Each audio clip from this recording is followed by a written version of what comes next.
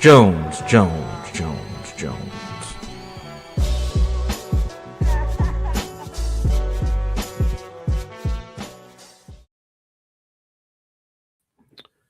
Greetings, and welcome back to Be Better Network. I am Brandon Jones.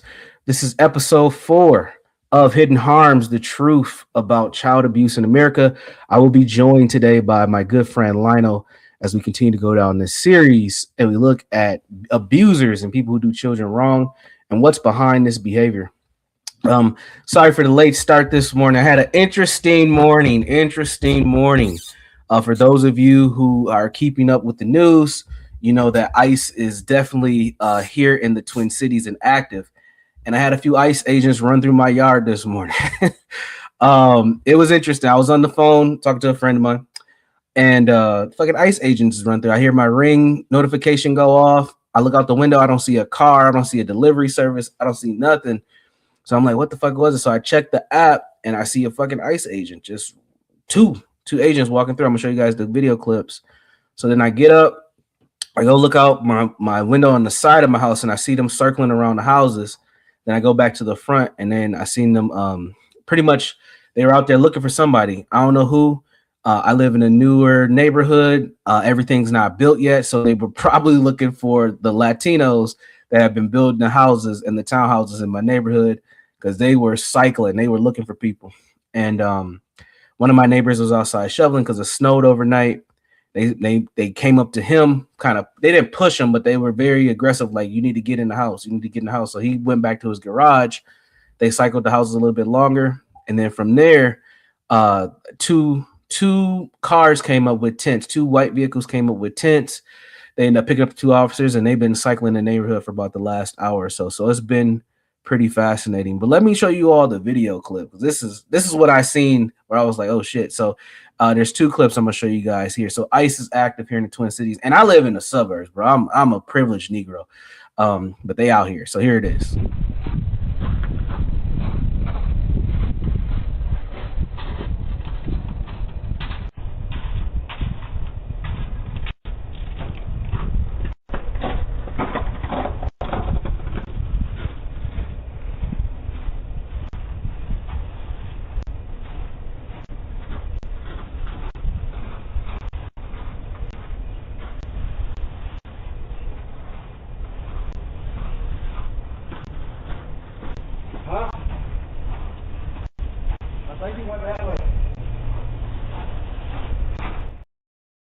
Oh shit! You know what? I haven't listened to the clips. You can hear him say, "I think he went that way." So whoever they were looking for, he must have ran, because he said, "I think he went that way." Here's the second clip where you see the other officer.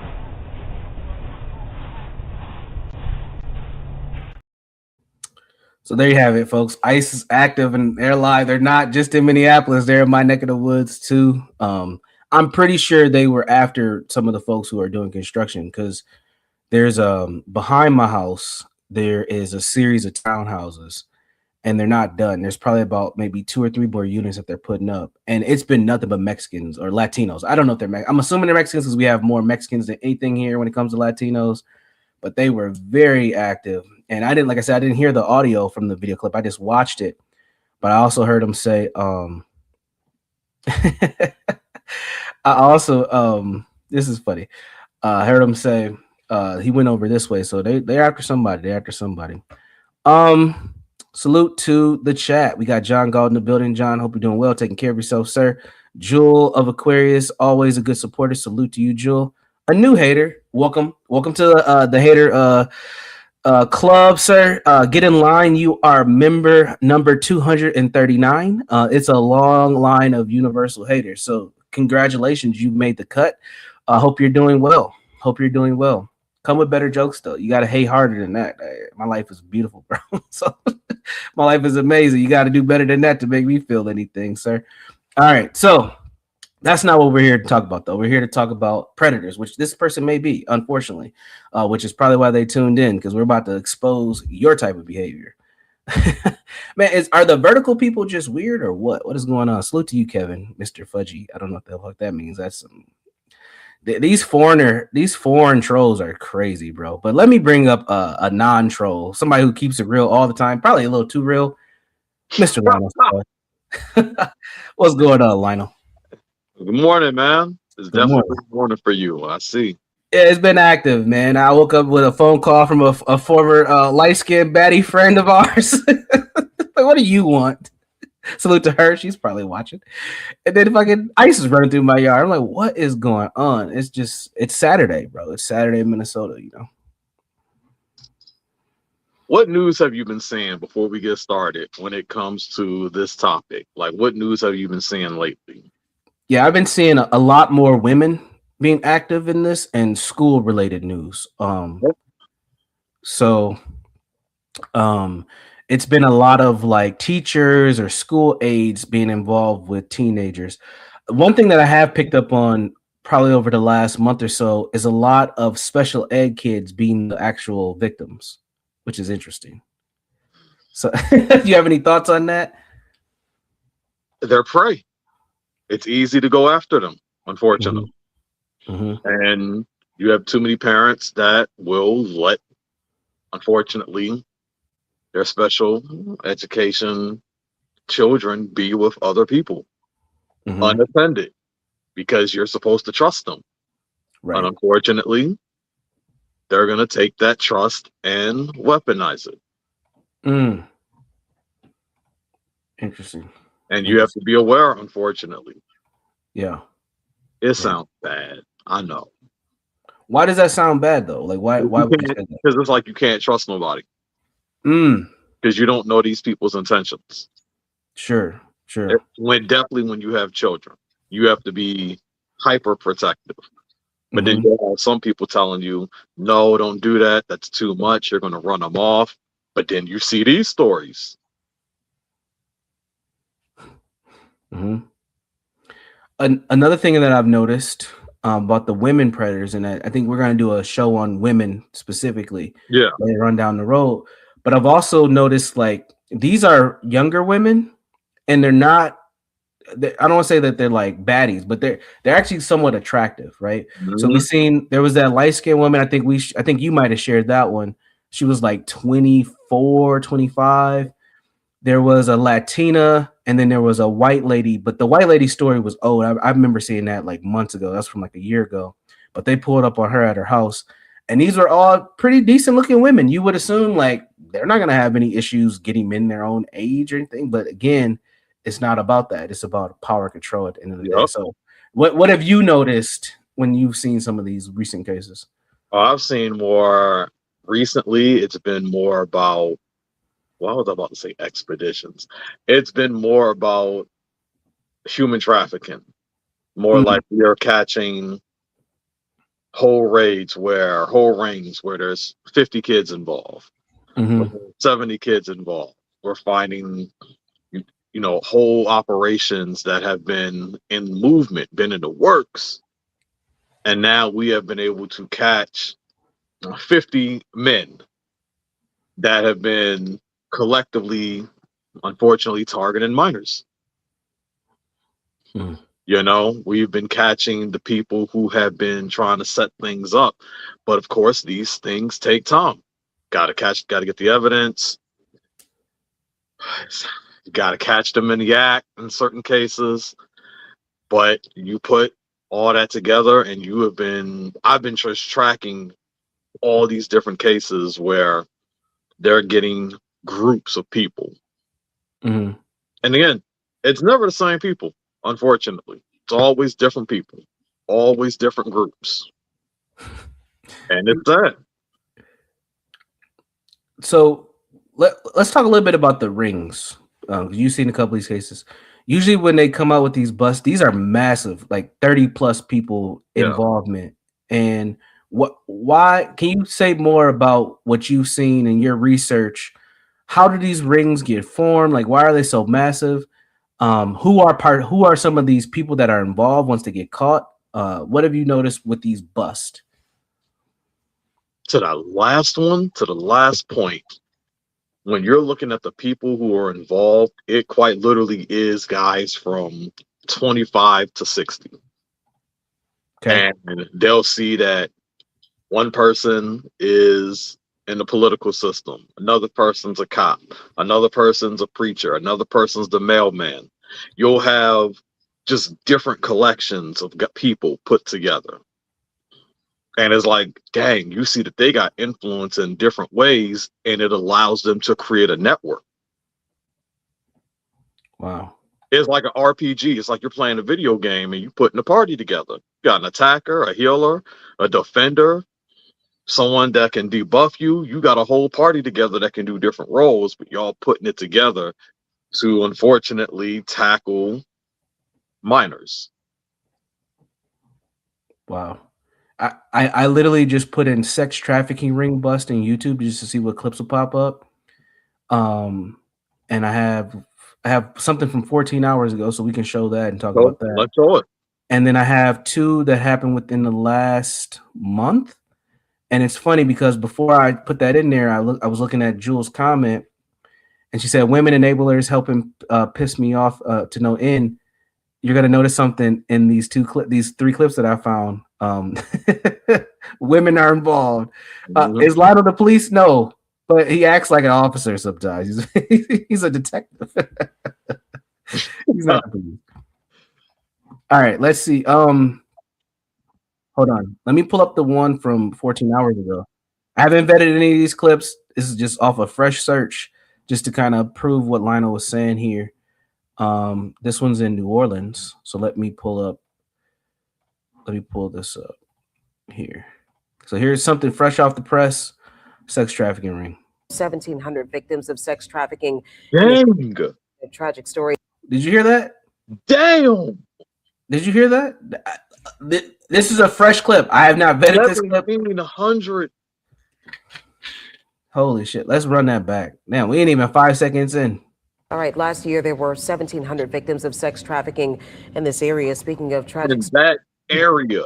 Yeah. Keep going. Just about the survivors we know about. Yeah, this week police made a big human trafficking bust, arresting 5 suspected sex traffickers. And Meg Ferris brings us the details on that. It's an undercover operation of NOPD, Homeland Security, the FBI, DA's office, and the GNO Trafficking Task Force for several months now. And the result? 4 alleged violent human sex traffickers are now off of the streets. Arrested Thursday are Leroy Allen, 31, the suspected ringleader who worked as a security guard, Commodore Allen, 45, Lawrence Allen, 28, and Montrell Porter, 36. They look alike. They must be related. Didn't they look alike? They do look alike. Like these three, these cousins and brothers and shit right here. Commodore, that's an old nigga right there. Like, all right. And Montrell Porter, 36. This is a major blow. This is a major blow to human trafficking in this region. Evidence found at Carmel Brook, the New Orleans East apartment complex where police say the ring operated, were guns, ammunition, electronic communication devices, documents, ladies' lingerie, pictures, adult sex toys, and a teddy bear. That is actually going to play into some of the videos we play later. Okay. This is just why is the teddy bear? Like, why did they have to put that in there? This is disturbing. These arrests come just a little more than a week after the arrest in a separate case of Rashad Johnson, 37, booked with sex trafficking and kidnapping. It was here in the 4900 block of Chef Montour Highway where a detective from NOPD came out to interview the 16-year-old at a hotel. She told him she was being sex trafficked and she wanted to escape. She says the suspect forced her to walk these streets, charge $100 to $200 for sex, and then turn over all the money to him or she'd be beaten. The crime of human trafficking has been a community failure. Yep. But they said, though, they had all these agencies to catch 5 people. 5 guys. Yeah. Mm-hmm. But yet the number they brought up in the beginning over just that area was insane. Yeah, 1,700. That's a lot of people. Damn. Just how much influence these guys who was being led by a security guard was able to create. Mm-hmm. But I'm forever grateful for the leaders here today that said, not on my watch. We talk about shooters, we talk about robbers, but we don't talk about the victimization of Is that Urban? women and children enough. Today, police were surrounded by teams from several organizations who are ready to help victims recover physically and mentally, no matter how long it takes. If you are a victim of human trafficking, please understand that you have an army behind you waiting. We will not let this happen, and you're not alone. With these latest suspects now behind bars, police are asking for all victims to feel safe contacting them. At this time, NOPD can't predict just how many young women and teens there are. We believe you, and we need you to trust us so that we can try and bring these individuals to justice. Meg Farris, WWL, Louisiana. If you have been a victim of sex trafficking, contact. Yeah, go ahead. Even though we caught these guys, there's still all the people that was taking advantage of these children and these teens. Right. So you still have that also. Right. So all that does is just add up, because you either got the repeat customers, or you have the out-of-town customers, or you have, the people who are just local and just trying to get that quick fix. But think about all the people that was taking advantage of them also. Yeah. That's crazy. They just allowed it. They like, oh man, she's 13. Oh, here we go. Yeah. That's insane, man. One thing we have kind of talked about is the ecosystem that is created around this. And it's like it's hidden in plain sight, which is kind of a play on the title of the series. And to have 1,700 people who were victims who were impacted by this in that one area, that's a lot of interaction. That's a lot of flow. What they said, they had that young girl out there for like between $100 to $200, and she was scared. They had her groomed. They had her manipulated. Yeah. They had her in a position where that's where she was at. And evidently they can't watch all these people. So the second she was able to get, or I don't want to say the second, but when she was able to get help, the help actually believed her and said, okay, we're going to do something about it. Yeah. Now, is that unusual that the help doesn't typically believe what happens? Like what takes place in that moment from what you've seen? Based on, I would argue, based on data, the reality of this is some of the people that they're going to ask for help are involved in it. Mm-hmm. And remember, we brought up on the other show how they had over 40% of a ratio from 1995 that's still that number's still active now, where you tell somebody, yo, this is happening to me, it doesn't get reported by the people that's supposed to report it. So 40% of the time, even if you say something, nothing gonna happen, because the person that's supposed to do something about it don't report it.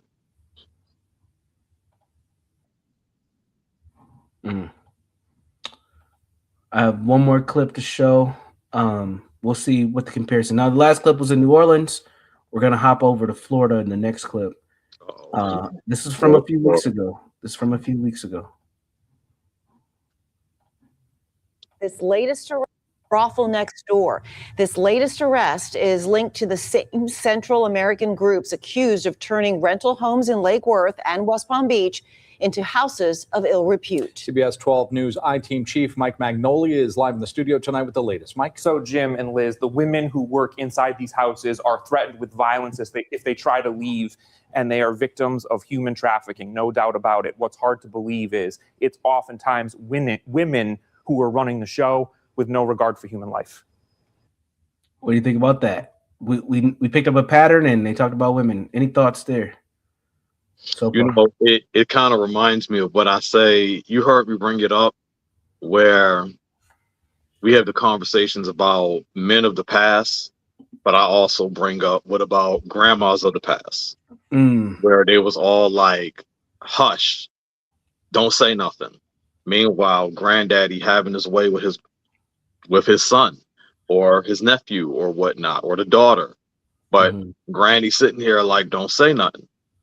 You know, maybe he disturbed, maybe he got something wrong with him, but yet it's still happening. Or you got something that's another member of the family doing something, but they was like, hush, don't say nothing. And you literally have them enabling it. And when I was young, when I was hearing about things that was happening around the area, my mom, she was the one that introduced me to the situation that it was a woman that was trying to sell her. She saw a little girl. She saw a 12-year-old girl with a child and said, hey, I can use her for the streets. And wanted to try to get her and turn her into a whore. So I learned about it very quickly, because the world definitely does show you that it ain't just the men. Yeah. It's definitely the women that are out here trying to make a profit off of young people's pain. Yeah. Shit. All right. I'm going to keep rolling the clip. They brought up the women factor, and they brought up the use of violence as a control mechanism. So let's see where else it goes. 31-year-old Cynthia Sosido Torres is charged with human trafficking, deriving support from prostitution, money laundering, child neglect, and keeping a house of ill fame. PBSO says multiple brothels in Palm Beach County and one in Fort Myers were run by Torres and some of her family members. And PBSO says minors were being exploited in those brothels. Our sources say Cynthia was an underling of Brenda Brito, one of the most notorious leaders in this organization. PBSO says, fascinating, ain't it? So have you seen this like hierarchy, right? So you have, I mean, when we think about brothels, from what I know, you have what do they call them? We have like the head woman. What do they usually call her? There's a term for it. It's not a mistress. What do they call a head of a female brothel? I'll figure it out while we're listening. But have you noticed this hierarchy? Like, okay, here she's an underling, a madam. Thank you, Jewel. I don't know why that escaped me. A madam. So this lady's kind of like a madam, but they said she's one of the most notorious. What do you think she could have been doing, Lionel? How notorious is she? I don't know the name, but for them to say it that way, I mean, you know, they always give you that exaggerated title, but in this case, I'm just gonna say she was doing everything. So, whatever we can think of, she probably did it. Damn. All right, we'll keep going then. Damn, this is crazy. Okay, I'm gonna back it up a little bit. People can catch that. Of Brenda Brito, one of the most notorious leaders in this organization. PBSO says as investigators were closing in on Brenda Brito, Cynthia fled to Mexico, leaving 3 minor children, ages 10, 12, and 17, unattended for approximately 4 months. If you've seen the I-Team's coverage of the brothel next door, you know that CBS 12 News and Espanol anchor Carlos Maecha and I have been trying to shine a light on the dark world of sex for sale in migrant communities. Business cards that advertise food are code for prostitution and hardworking. Oh, yeah, I did know that. All right, say more on that. Damn, that's crazy. They actually try to tell you that'll be in the the Roblox thing we'll do eventually. they were showing that also, but that's actually something else that I was shown, unfortunately, that they do have type of, there's ways to do this, from business cards to text messages. It's just certain code that you do find out, because again, that's what you're looking for. Or you find a person that you can communicate with. And then next thing you know, you linked in. You going down the street behind Walmart to the little house that's basically selling all the kitties. Jesus. There used to be a rumor. I don't know if you've ever heard this, but I remember growing up, there used to be a rumor that we used to see these signs, like almost like garage sale signs, where they're just kind of posted like by corners, and it'd say something like "We buy houses" or "Clean your home" or something. There'll be a number, and what we were told when I was younger is that that's all code for like sex trafficking shit. And it's like, have you ever seen those signs? You know what I'm talking about? Like, what you talking about? Yep. Yeah. It's I ain't never called none of them numbers, so I don't know what the fuck it was, but I remember us being told like that's some sex trafficking stuff. Like, stay away. Pretty certain a lot of other people was calling those numbers. I mean, you see them all the time. It's like they're on the ends of like very very active like intersections, right? So you actually will see it. It's almost like a little billboard, but it's in the grass, like a garage sale sign. It's crazy. But see, this is what blows my mind about this stuff. That you will actually invest resources for this to work, right? Get business cards, these signs, create a language or a lingo. Like, this is some intentional shit. It's not just like you stumbled across some, young girl who's being sex trafficked. Like, this is a whole network and understanding. They have a fucking glossary. They like, there's a whole focus on how to make this work. And that's the interesting part about this. A lot of resources being put into this. All right, I'm gonna play the clip. Families are living in fear because their kids are playing mere steps away from sex den, and deadly shootings are commonplace. What? Just kind of random. Back with you live here. We have seen it time and time again. Many of the suspects are here illegally, and so the brothels next door are directly tied to the crisis at the border. For the IT Mom, Mike Magnoli, CBS 12 News. So that might just be because of the area that they're in. Yeah, this is Florida, but still, that's interesting. Wow. So now we've seen the Latinos, we've seen blacks who are involved in it. And if y'all look at the other videos we've had, we're showing everybody. This isn't limited to anybody. Yeah. I'm gonna show one more random clip that I had, just because this was what popped up, and Joel said women are involved. This is from a year ago, though, Tampa, Florida. Let's check out this story, and then we'll get to the actual clips that we pulled up. Oh man, maybe we should let me save this. We can actually hear from a victim. All right, let's hear this one. 2 women here are accused of running a human trafficking ring, luring women from Venezuela and Colombia, forcing them into prostitution to make them money. Fox 13's Genevieve Curtis spent the day combing through these court documents. So Genevieve, several massage parlors spanning 2 counties were involved in this? Yeah, Ellie, and one of those businesses is right here behind me. This is one of the businesses that the FDLE shut down as part of that ongoing investigation.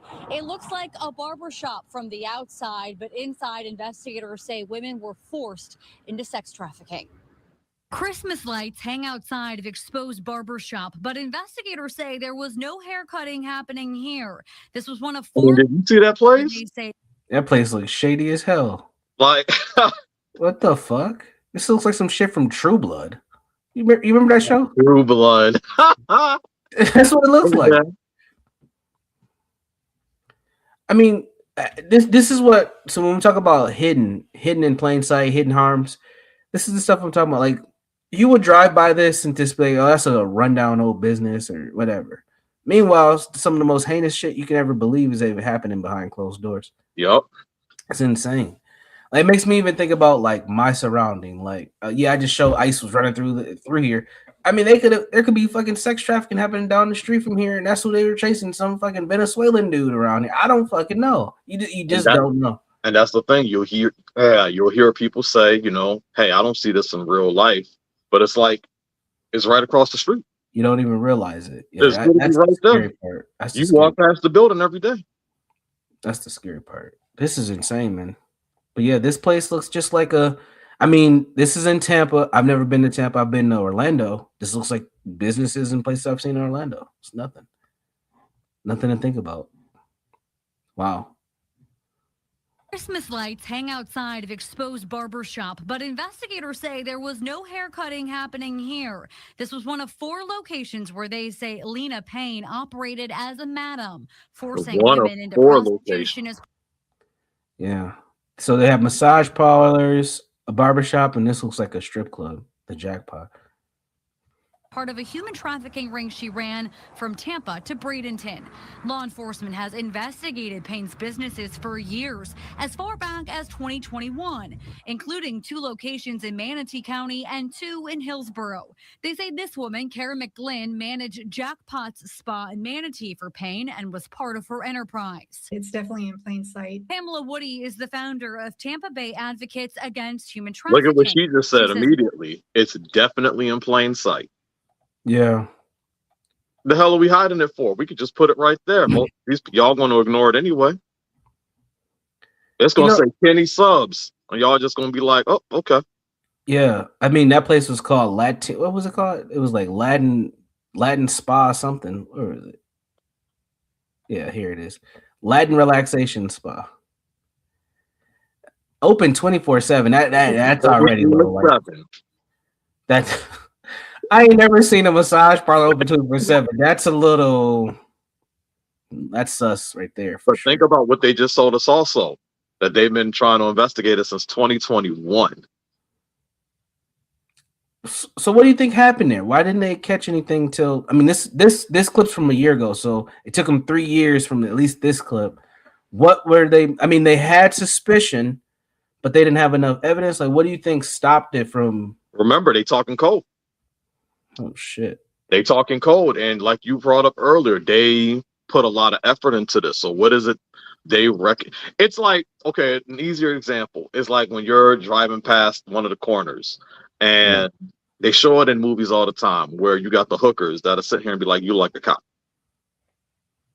because they're trained to start recognizing what you look like. It's the same situation here. They're trained to recognize particular people. And then if you want this business to stay open, you're also going to have to learn basically our code words. You're going to have to learn how to navigate from the people that's most likely watching us. Wow. This is a good point too. Like, they couldn't set up an undercover sting, or like what happened? Yeah, that's interesting. That's interesting. Well, you got to also understand, this is going to sound like an excuse, but think about all the different places that are doing human trafficking. Think about all the places that are just doing, unfortunately, just your random child abuse events. So this is just resources. They're looking all over. They have to expend all over. Yeah. So while we're doing a sting in Florida, we also, and that's what said Florida, we're doing a sting in 20 different counties, trying to figure out what's going on. So there are, unfortunately, the resources got to spread. Jesus. Interesting. Plus all the other things that they're tackling, right? Yeah, I was about to say that too. Then you got all the other crap that's going on. Damn. So that brings another thought to me, right? Because we just seen that one clip where they had literally like 3 different agencies involved in that bust, and only caught 5 guys. Yeah, I'm about to say more than 3, but they only got 5 guys. So like, just think about how much work and resources went into that just to get those 5, to get to these bigger rings and stuff. And then you might get one person, you got to try to flip that person. Like, it's a lot. It's a lot. Shit. All right, let's get back to this clip here. Right here. Enterprise. It's definitely in plain sight. Pamela Woody is the founder of Tampa Bay Advocates Against Human Trafficking. She says massage parlors operating late at night is a red flag.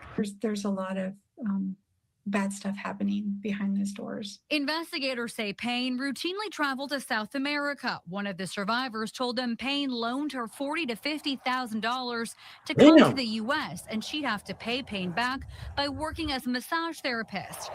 Wait a minute. $40,000 to $50,000. Hold on. You got to pay me back. If you got 40 to 50K, why are you messing around with this lady? This is whoa. Let's hear this. What I call again conditioning. Conditioning is real. Dude, this is crazy. With 40 to 50,000, I'm assuming you could probably figure out a way to get to the United States without being involved with this lady. Conditioning. Damn. Let's run that back. Holy shit, man. I didn't realize this. This is interesting. All right. Routinely traveled to South America. One of the survivors told them Payne loaned her $40,000 to $50,000 to come to the U.S. and she'd have to pay Payne back by working as a massage therapist. Oh, you know what? I understood that wrong. This lady gave the other lady 40 to 50,000. What did she need all that money for? No, I got it. So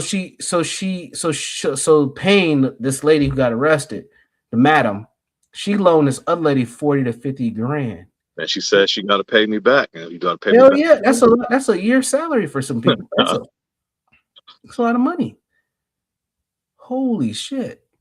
And now you give this extreme amount of money, and now you're in debt to me that you probably can't pay back. That's a fucking car note. That's a cost of a decent car, a really modern or near luxury vehicles, about $50,000. Like, whoa, how's she ever gonna pay that back?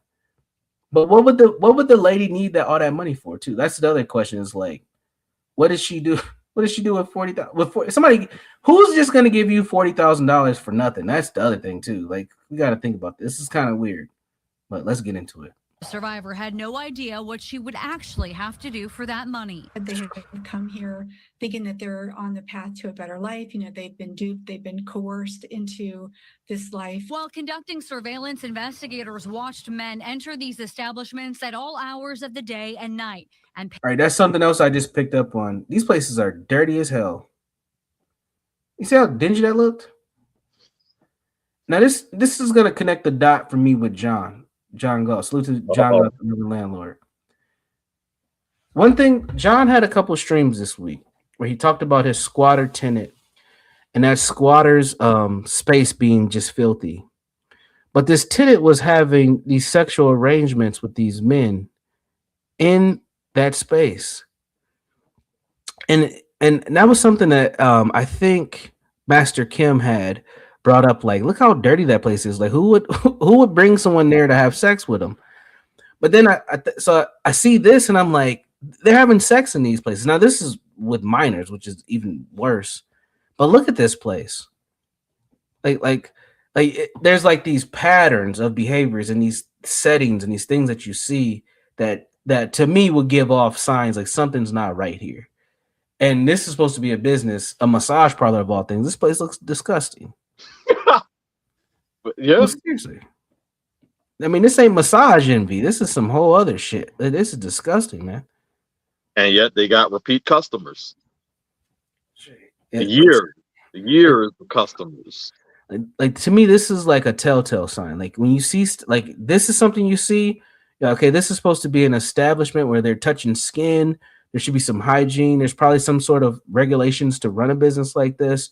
Like, obviously, they're not doing what they need to do. Something's not right here, right? So if I'm an investigator, police officer, or hell, maybe I'm just a person like you who just has an interest in catching people doing this type of shit, and you would see this and be like, damn, this is not matching the environment that is stated as supposed to be. This goes back to what I said, where some of the people that's supposed to be tackling this might be involved in it. Yeah, you said that. Yeah, damn. Yeah, well, I want to come back to that point. Let's get through this clip. I'll come back to that point. Of the day and night and pay $220 for massage and sex with an attendant. In the arresting documents, investigators say a worker called for help from inside Land Relaxation Massage in Bradenton in July of 2023. Look at that. Officers arrived. The woman. I tried to pause the clip and fucking muted it. Look at this. Have you ever had a professional massage? Just out of curiosity. No. All right. They don't look, the rooms don't look like that. Like, what is this? This looks like a room that someone's staying in. It probably was. Oh, absolutely. Like, what? This is insane. All right. When officers arrived, the woman who called was gone. In October, the Manatee County Sheriff's Office conducted an operation. Man, he looks young. This guy looks young. To recover human trafficking survivors, including some from Payne's operation. But they say even that didn't stop Payne. Woody says the road to recovery for survivors will look different for everyone. The key is to get them into a trauma-informed environment so they're not re-traumatized beyond what they already have been through. And investigators say that Payne made hundreds and thousands of dollars off of trafficking other women. She now faces RICO charges and half a dozen other charges. Reporting live in Tampa. So they're gonna try to flip her. Dude, yeah, she gave that lady $40,000 to $50,000 just to get her here. She's probably did that with multiple different women. Might not be that much, but let's just say she's out here breaking off, $30,000 per chick. She was making a lot of money. That just shows you how lucrative of a business this is and how many people are involved for that much money. Many people. And then also the amount of money that people will pay for this, like $220. That's not nothing. And then they'll come back. Damn. Like, this is what I'm saying, man. When it comes to this, and this is why I want to do the series with you, and we've had these conversations over the last few months, is like there's a bigger story here that doesn't get talked about, which is the business of the sex trafficking. This is a international business. And like you just said, and I said I wanted to put a pin in and come back to it, is like the people that should be trying to stop this or expose this also are most likely compliant and part of it as well. Because there's no way that amount of money is just flowing on a basic street level. You know what I mean? Like we're talking millions of dollars at this point. I don't know any other industry that millions of dollars flow in all different directions where you don't have multiple levels of influence. You know what I'm saying? Yeah. This is insane. Yeah, corrupt judges. Like somebody's being paid off or tricked off or sick. They're involved in this too. Do you know who Sheriff Grady is? You ever heard of him down in Florida? No. So he's a let me see if I can pull him up. I'm all over the place today. I'm sorry. Let me see if I can pull him up. Sheriff Grady. I'm gonna put sex trafficking Grady. Yep, Grady Judd. He has become pretty popular online for a lot of his this is just 3 months ago. I didn't even know this happened 3 months ago. But he's been popular online for a lot of his press conferences because when they bust people for stuff, not just sex trafficking, anything, he's like straightforward, no nonsense. He's just an old Southern Florida white man sheriff, just no nonsense. But one of the things I've noticed from him is there's been several times over the years where he's had these sex trafficking busts. And when they have these busts, you'll hear like the type of employment these people have. These are like professionals and shit. These are not just sick motherfuckers who are truck drivers doing whatever. Like these are actual people who are in positions where you would assume they're not a part of this type of lifestyle or part of this or being involved in sex trafficking. Here's a video actually from 3 months ago. Let's play this one to go along with what we're saying here, and then we'll get into some of the other clips. But this is fascinating. So this is again down in Florida. First up here at 6, an undercover sting nabbed more than 200 suspects in Polk County and, according to the sheriff, saved 10 victims of human trafficking. Fox 13's Carla Byron has the latest details on the large-scale operation. The focus of the Fool Around and Find Out Again operation was 200 suspects, but we saved at least 10 victims.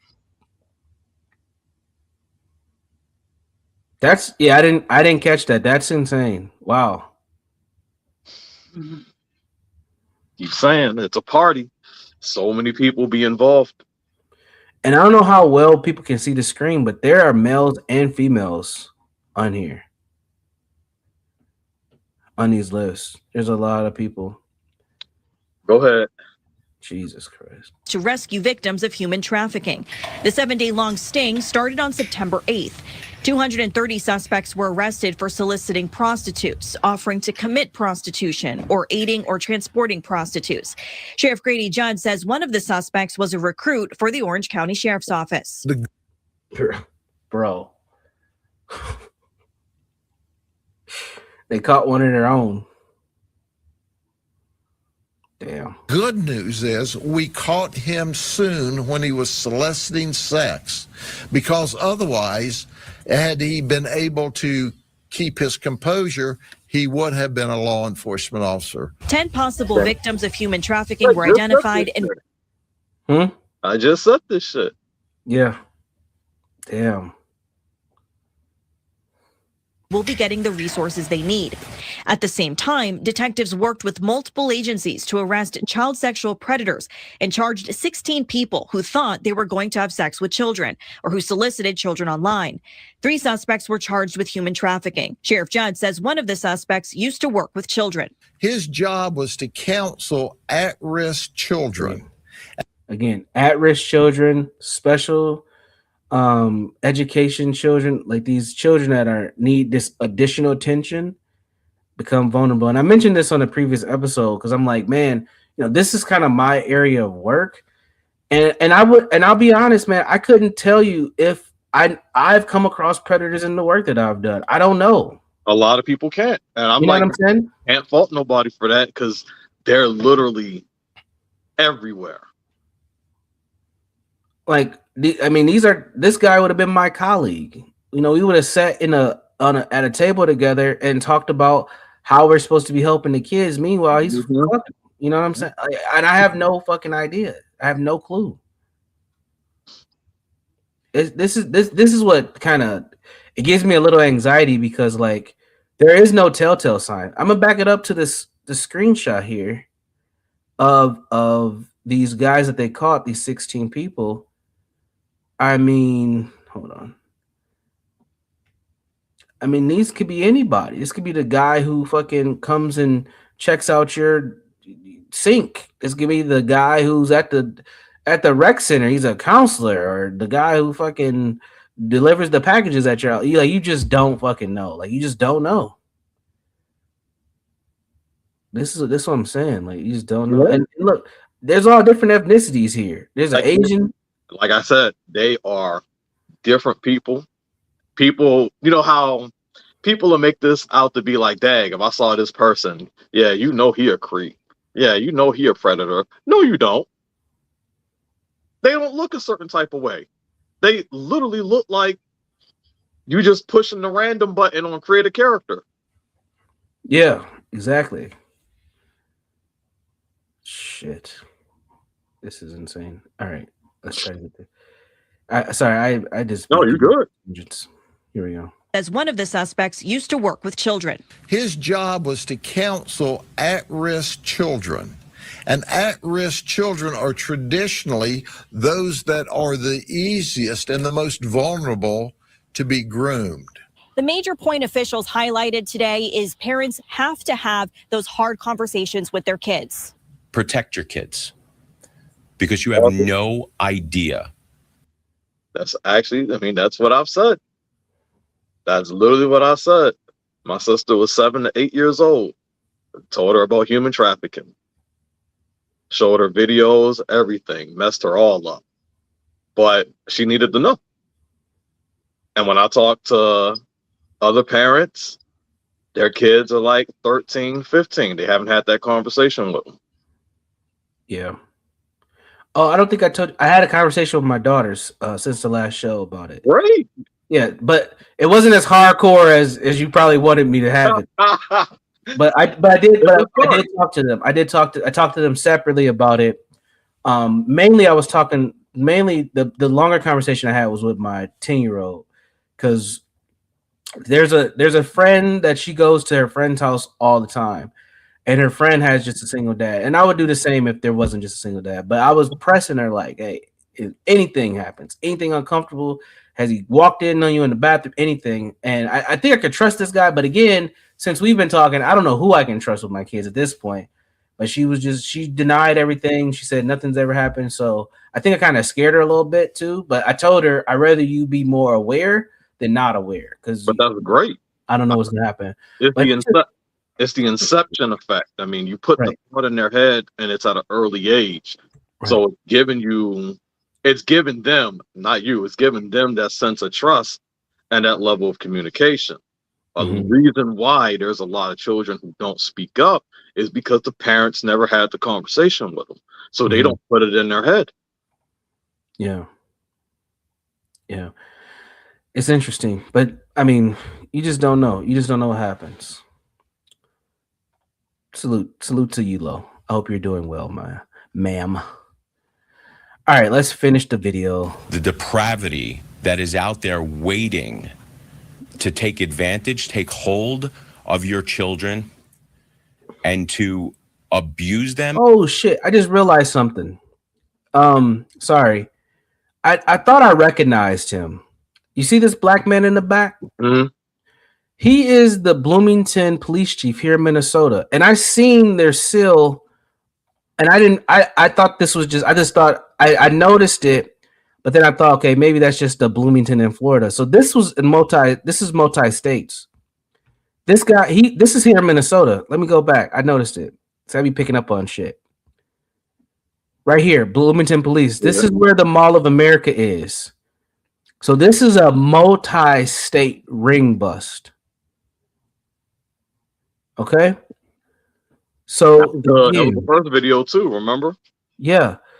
So again, like this is crazy. And I bring this up and I'm about to make a connection. The Mall of America is probably a hot ground for sex trafficking. There's always teens there. Always teens roaming around doing God knows what. And it's there's so many entrances and exits to that building. It could probably be very easy to snatch somebody or convince somebody to go with you very easily. Also, there's like major highways that intersect in that area, so you can get a lot of traffic flow from various different parts too. So that was interesting. I thought I recognized him too, and I seen this, and I didn't connect the dot till I seen him. But that's crazy. I know everybody. Shut up. I know you, and you know me. So why are you tripping? I'm somewhat a popular guy. What can I say? What can I say? But I recognize him. That is the Bloomington police chief. Yes. Anyway, stop hating. Children are traditionally those that are the easiest and the most vulnerable to be groomed. The major point officials highlighted today is parents have to have those hard conversations with their kids. Protect your kids because you have no idea the depravity that is. Because I'm gonna just say what she said again. Y'all gotta have those hard conversations with your kids, because a lot of parents aren't. That's just the reality. And you can create these sex trafficking rings because the parents aren't having these conversations with the kids and they're not protecting the kids. That's just the reality. So when you can have a whole multi-state situation happening where we're trying to stop a whole human trafficking operation, that's because look at all the parents who aren't protecting their kids.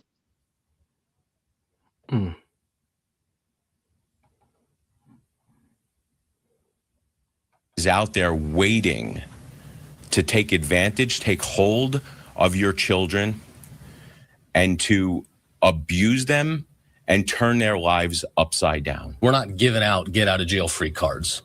We're going to put these guys away for as long as we can. We're going to get them off the streets and we're going to protect our kids. In the human trafficking investigation, detectives charged a total of 371 charges, including 89 felonies.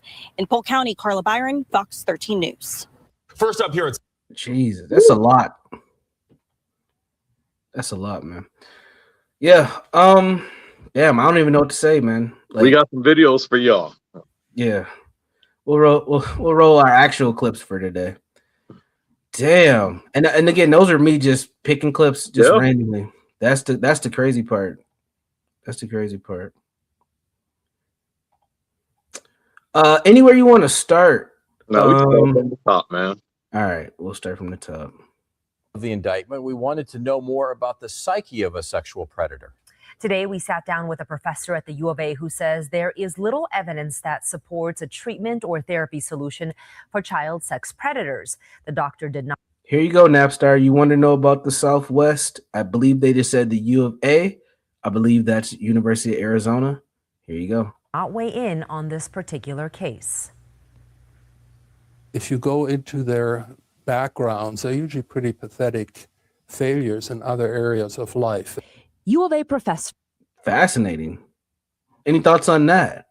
I would have to do more research if I'm being honest, because it definitely just seems like it's different types of people. So this could just be the people he's been encountering. So I don't want to say anything for an absolute when it comes to this one. Gotcha. Okay. Dr. Olay Teenhouse says sexual predators start early in life with minor crimes. They then progress to violent behavior, and in many cases, it leads to murder. Some go for age, 6 or younger, even all the way up to puberty. But he says it's not about the victim's age. Say it one more time. We saw those stats. Yeah. That's disgusting.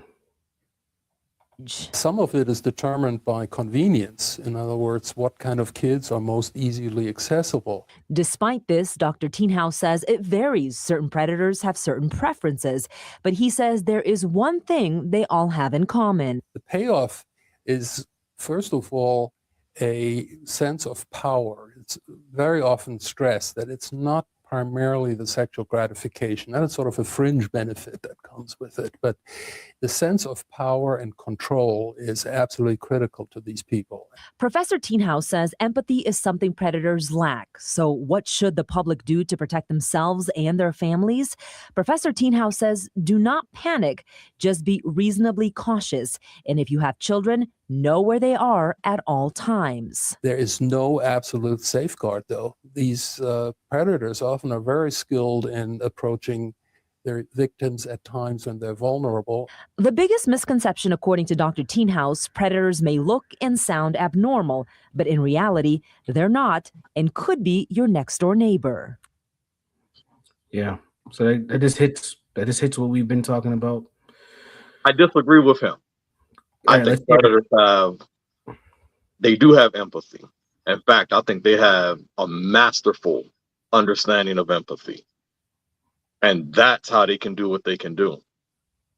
That's how they can manipulate. That's how they can trap you, because they have such a masterful level of empathy.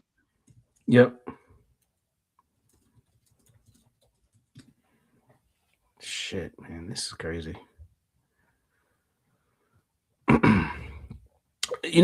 In this clip, though, the professor kind of made it sound like there's nothing you can do.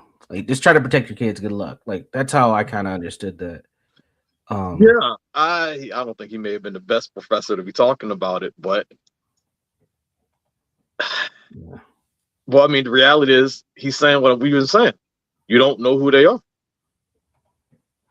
This is insane. This is disgusting, man.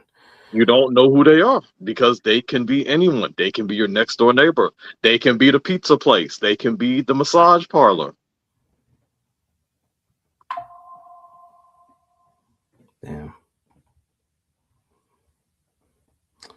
I'm gonna play the next clip. Right.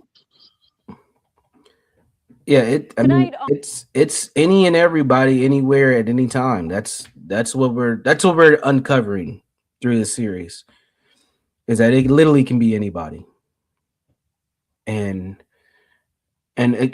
this to me, what I hope this doesn't do is I hope it doesn't scare people to not want to have kids. And I know we've had this conversation, and I'm not trying to out you here. No, you're fine. I think a lot of people will get to a place where they're like, I don't want to. This world is so effed up. I don't want children. And me, I don't think that's the right approach. I think everybody should experience having a child. I think that it's a part of our life cycle. I think it does something to you as a human to birth children if you can.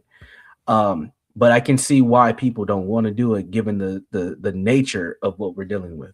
But here's the thing now, because even with that, we have shown on the other episodes, there is some situations that counter what you just said, because we got biological dads that look at their son or daughter and start doing the whole Birdman thing, and they want to take advantage of them.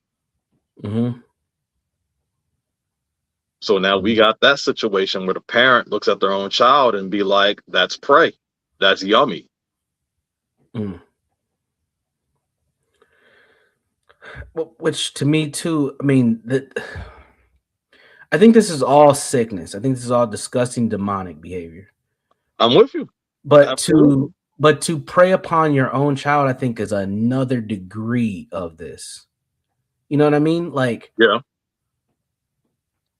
Like, I'm trying to think of a good way to explain this. So let's say you're somebody and you love children and you want to help them grow and develop, etc. I think that level of care and compassion changes and will increase if you're your own kids, because you're going to love your own kids, you're supposed to, better, right? But if you're willing to victimize your own children, I think that that's a degree higher of illness, demonic behavior, sickness that these people have to prey upon their own children. And we know based on research that most predators are related to the children. So even that level of illness has to be looked at. Which reminds me, I never did dive into the psychohistory thing of Lloyd Dumas, because I know he talks about that. I need to do some more research to bring that into the show, because there's some deeper level psychology in there for people who actually are like sexually abusing their own children. Like that, it's weird. Any thoughts on that from your perspective? Not at the moment. We can push play on this. All right. On First Coast News, our exclusive look inside a world that most parents never see. The dark world of child sex predators. Jeannie Blaylock is taking you into an undercover sting operation where a local sheriff says men come out of the woodwork looking to meet local children for sex. Tonight, not just the arrest, but the playbook. A convicted offender shows us the code words and psychology he used to groom what he thought was a 14-year-old girl. And why put this man on the news? I got his name from a detective and a state attorney to help parents protect their children. So before you say this could never happen to my child, watch how these guys really operate.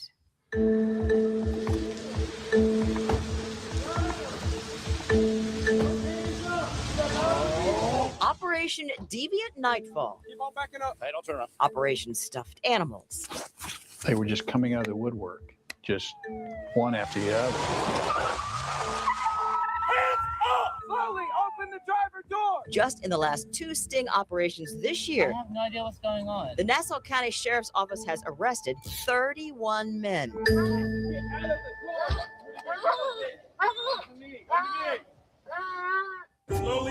One is Willie Wright. My son is in here. According to Detective Josh Carter, Wright is a preacher who showed up with his son. What's going on? The child admitted that the father gave him medication, presumably to be asleep while he has sex with this child here in our community. Wow, this is embarrassing. We just talked about it.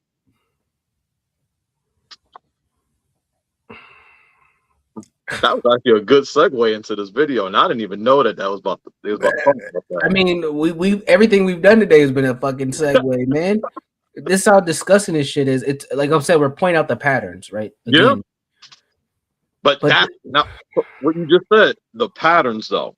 So this is why I bring up talking about it. This is why we're talking about it, so people can understand the patterns. Because the more aware you are, you will start to see signs. You will start to see patterns. You will start people talk all the time and they give themselves away if you just listen. Yeah. But the more you're aware of this, the more you start realizing just how many people are involved. Yeah. Damn. Another Christopher James Esparza. According to the arrest warrant, he thought he was meeting a 14-year-old for sex. Esparza asked the child on the Grindr app if he wanted to be a bottom, a slang sexual term. And the arrest warrant says he was found with meth, marijuana, and condoms. They're scumbags. They're the worst of our society to prey on children for sexual acts. They're sick. They're sick. This is not a game. You need to understand that. In just hours, these undercover detectives start their arrest. It doesn't take long. And what does that say? That says that there's plenty of them out there that are doing these crimes. Arrest after arrest. Detectives Carter and Charlie Lucas tell me they want parents to wake up to see how these guys get their victims. And so Sheriff Bill Lieber gives me permission. This is the first time we have. It is the first time he allows a TV reporter to come watch a sting from the inside. We can't show you all the complexities of the sting operation, but I watched law enforcement chatting online, posing as young girls or boys. And so I'm asking these undercover detectives, how do these conversations get started? Well, for example, this gets posted. And then the sexual deviant, the predator, says, "Oh, I'm sorry you've had a bad day." And the conversation goes from there. The words sound innocent, but some of these guys use tricks. You're watching the arrest of Charles McPhail in 2022 in Nassau County, charged with 2 felonies, traveling to meet a minor and lewd solicitation of a child by computer. McPhail still on supervised probation. Some people would say, I can't believe he's sitting down here talking about this. Yeah. Like why? Just to show that people do change. In the arrest report, the girl told him she was 14. Actually, she was an adult undercover. And it says McPhail told her he would use a condom. His arrest outside this house, McPhail thought he was meeting up with a young girl. Instead, it was police. I hear parents say, well, I've warned my kids, they know. Mm-hmm. What would you tell them? Oh, man. He says, be blunt. Yeah, you may have a conversation once or twice. But he says that's not enough. You need to talk more with your children. Do your kids know the code words? McPhail says he never used the word sex. That tips off police, he says. Instead, he'd say a visit or a meeting.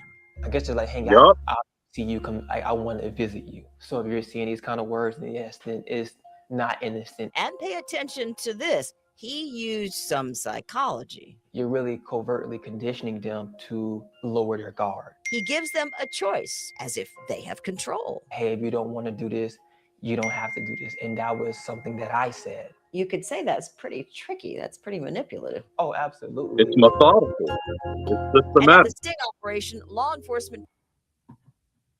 It is methodical. They are tacticians. Wow. Yeah, tacticians is a good. You've used that term before. That's what they are. He's literally telling you. He's literally on a whole operation. Damn.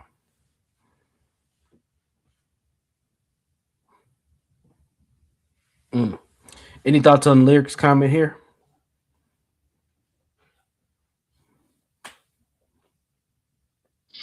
There aren't a lot of people that are thinking about him. When you have children, you're not thinking about what's about to happen to them. Mm-hmm. Unfortunately, we just saw a guy who had a whole son.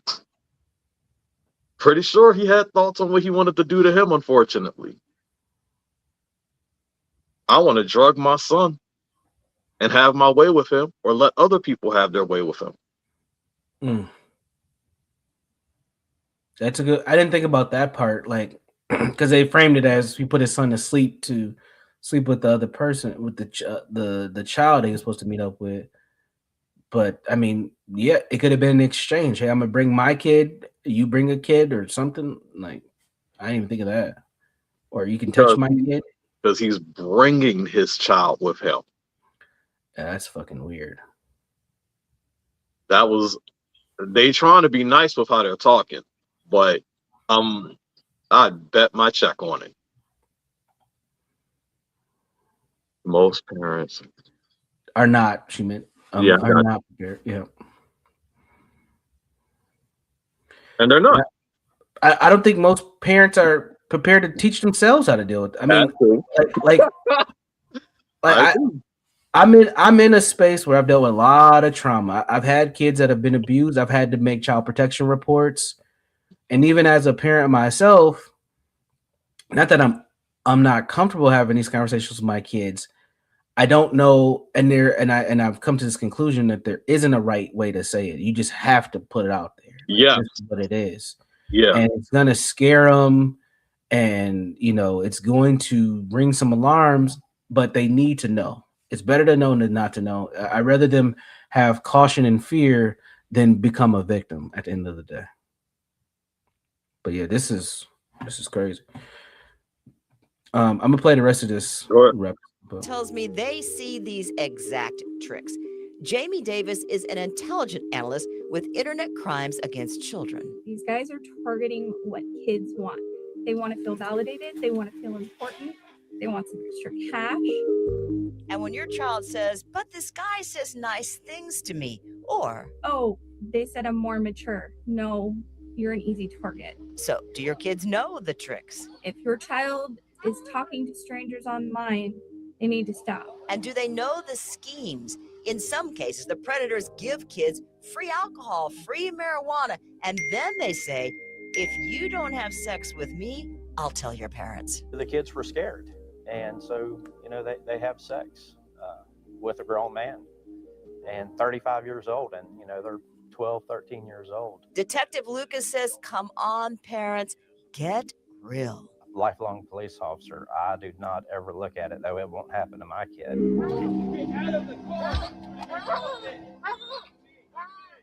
So again, this goes back to the title, because they're literally telling you how they're grooming. You literally have a dude that was on his way to go meet a child. He's telling you how they're grooming, because that's all what this has come into, because now you're hearing the conditioning. You're seeing that they are using, they said tricks, but they're using their assassin techniques.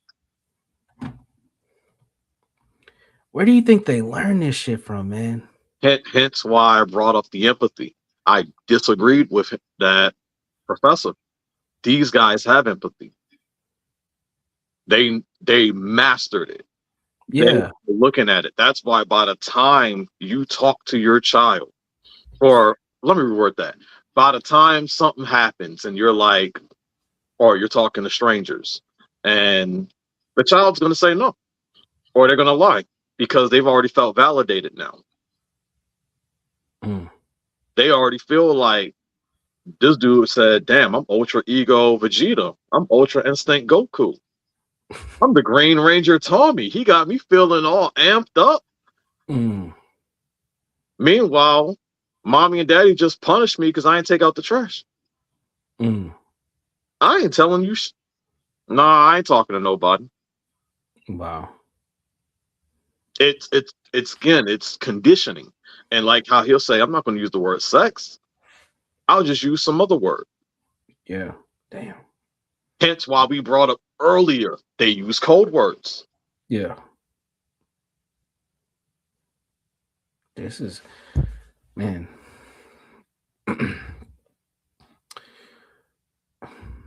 that ability to master empathy and utilize kind of the persuasive level of psychology to lure these children in. I wonder if that's been studied by anybody, because like when I see stuff like that, I think of from a mental health lens, and I'm like, okay, sometimes when people have mental illnesses, they can have better traits or skill sets than other people. Like I think of like autistic people. Like some autistic people, they can be like socially inept, but then they can be like fascinated in something else. And for these people, because I do believe that this is an illness, like there's something cognitively wrong with you if you're trying to have sex with children. I wonder what it is that is like, what switch is flipped in their minds for them to tap into this level of influence? Because that it's kind of scary. Like when I think of a psychopath, like a lot of psychopaths are very successful because they can easily isolate themselves from people. They're usually climbers in their professions. because they have this very cold nature. They do well in like corporate America because they can compete They're without having that empathy. Yeah. So when I look at these motherfuckers, when I look at these predators, I'm like, what? How do they, besides preying on children, can they use that same level of intellect or skill set in other areas of their lives? And and then my brain goes to, is that a way that we can kind of like catch these people? I don't think it is, but because there's so many in so many different spaces.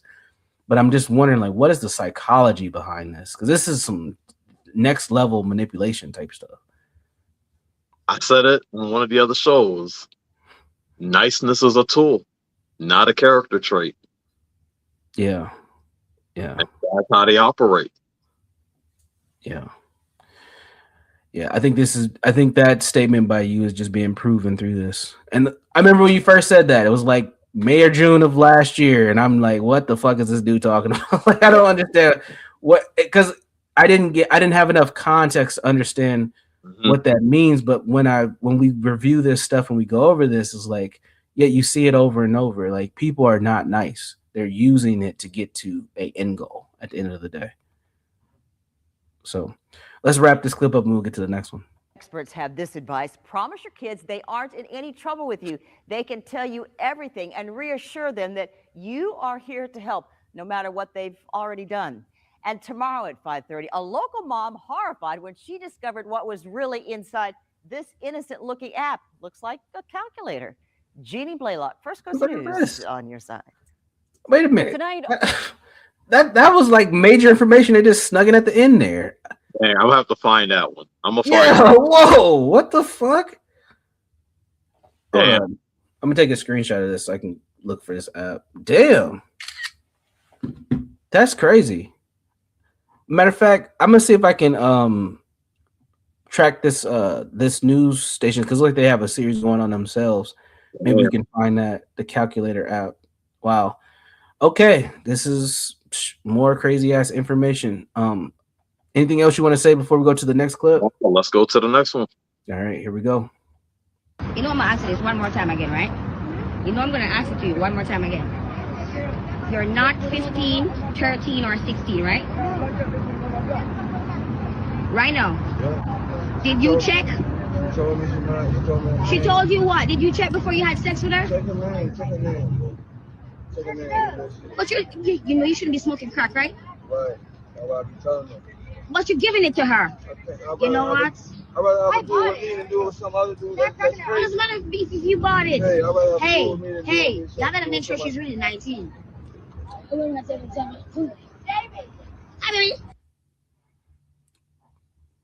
So you want to explain what you just saw there? Basically, it was just a young girl, and you had this guy there who blatantly knew that she was a little girl, but selling drugs to her. He was having sex with her, and she was conditioned. She was conditioned to lie. And then you also see the influence of chemicals, right? Yep. So using crack, using drugs. They mentioned that in one of the earlier clips. They'll give them alcohol, weed, whatever. Damn. She said she bought it. She said she bought it. I'll play that clip again. It was quick. She said she bought it. She bought it. You know I'm gonna answer this one more time again, right? You know I'm gonna ask it to you one more time again. You're not 15, 13, or 16, right? Right now. Did you check? She told you what? Did you check before you had sex with her? But you know you shouldn't be smoking crack, right? Right. That's what I be telling them. But you're giving it to her. You know what? I'd rather do it with me than do it with some other dude. That's It doesn't matter if you bought it. Hey, I'd rather do it with me than do it Hey, with y'all gotta some make sure other she's really 19. Yeah, that girl's just out there, vulnerable on her own. Just Jesus Christ. Jesus. Yeah. Any other thoughts before we go to the next clip? I just wanted to put that in people's head. Yeah. Salute Crack. Sure, if you want to put me in contact with Dead Man, I'll talk to him. I'm thinking about other ways of doing this series, maybe even reaching out to some of these people we see in these news clips and do some mini interviews or whatever. But sure, I don't mind talking to him. I'm familiar with this channel. I know he covers a lot of Grace Thorpe and all those folks. So, yeah, we can check that out. But damn, man, that's fucking crazy. And he just sitting there like, well, I keep telling her don't do it, but I'm gonna keep doing it with her because I don't give a fuck. That's just insane. All right, here's the next clip: how a predator grooms a child from a child trafficking survivor. Are you coming to the street? They strung up a man, they say they murdered three. Strange things that happen to you. I'm gonna pause it here because there's a lot on the screen. I'll read this for folks who can't see it very well. This is how a predator grooms a child from a child trafficking survivor. They identify a vulnerable kid. They begin grooming the parents and or community to prevent themselves as trustworthy. We heard that from that guy a couple episodes ago. They befriend the child. They offer support, understanding, gifts, and special attention. They introduce physical, non-sexual touch. They isolate them through secret keeping, shame, and threat.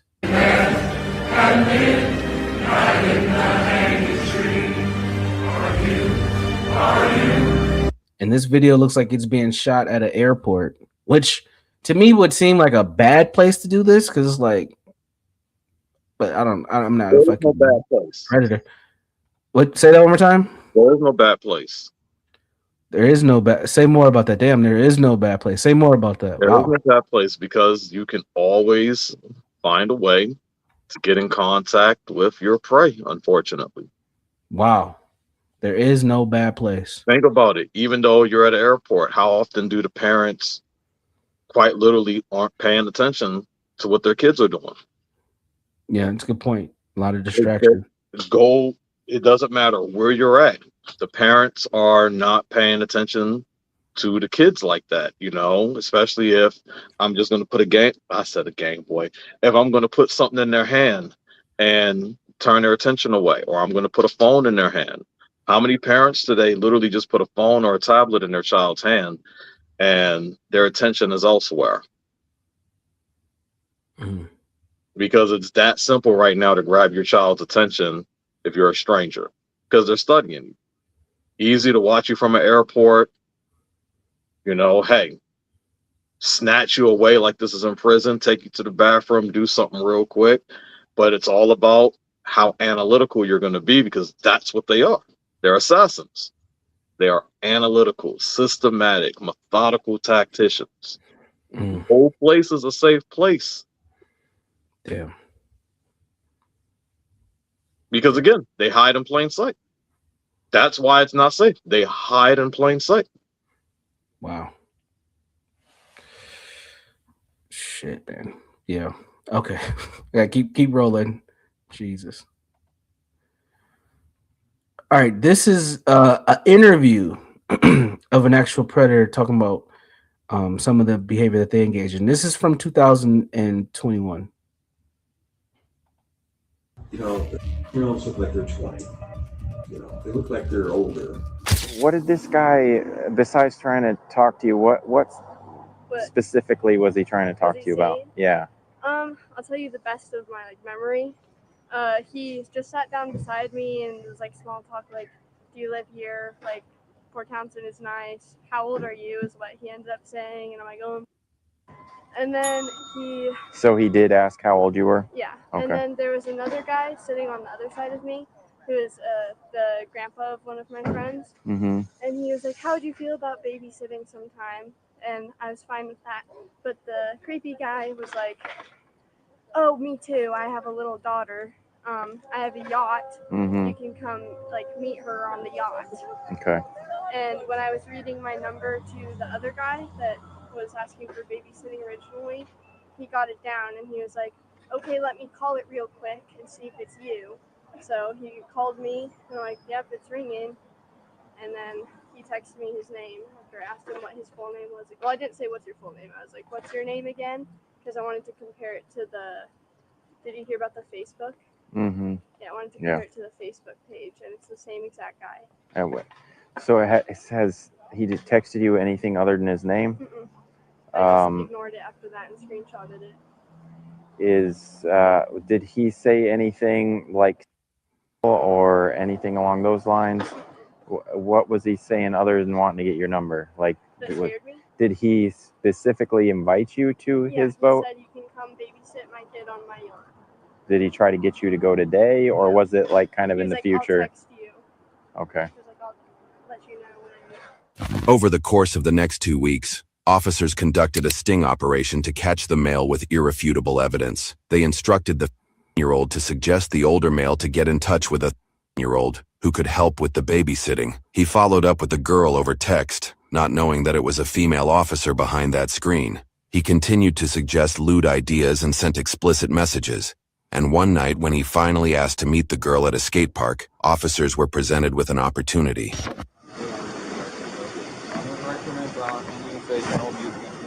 You know, this young lady was pretty intelligent. Yeah. She handled this like super well. Wow.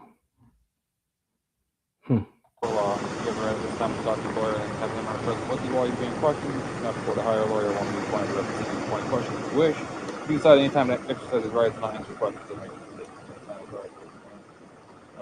So, where are you coming from? You said you had a glass of wine downtown? Yeah, I was at the pizza place there and I live on my boat. Okay. Okay. All right.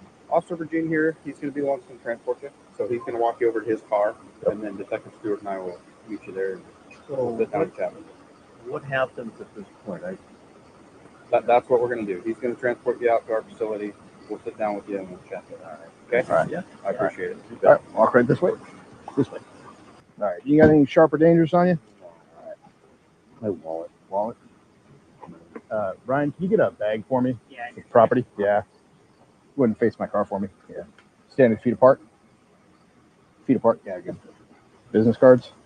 That's my wallet. A wallet. Okay. Credit card case.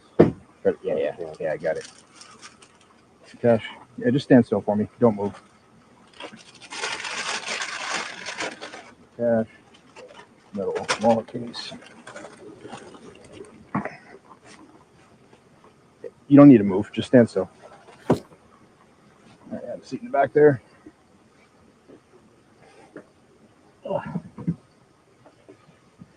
Push your hands all the way down. There's a little recess down low. It'll be more comfortable for you. This really hurts me. All right, how's that? Yeah. Okay? Yeah. All right. And he read you your rights and you understand them? Mhm. Okay. What's that? They're hurting me. Okay, we'll get them adjusted when we get out and get in there. Okay? Yeah. Okay. All right, this way. Right? Yep. Go in here. Right here. Oh, we can adjust them real quick. Go ahead and stand up. Take them off here a minute. They're digging into me pretty good. Okay. I think in just a minute we're gonna get them off all the way. Yes. In the interrogation room, things quickly went from awkward to creepy as more details of the case were revealed. I just would like to understand what I did. I mean, go over with me. Well, let me break this down here real quick. I got a story line here, Wait, did you catch what he said? He has a what? I don't know what he was saying. It said there was a V in the caption. Let's see if we can catch it. To understand what I did. I mean, go over with me. Well, let me break this down here real quick. I've got a... Yeah, I don't know what that is. A virgin? Oh, I've got a virgin. Yeah. So he's saying I didn't have sex with her, so it's okay, bro. I got a story line here. I met a girl on the beach, Fort Townsend, and I asked her. I said, "Would you be interested in babysitting my 5-year-old girl?" She said, "Yeah, maybe, yeah." She said, "You might be interested in my younger girlfriend to do it." And I said, "Oh, well, I don't know. That's really young."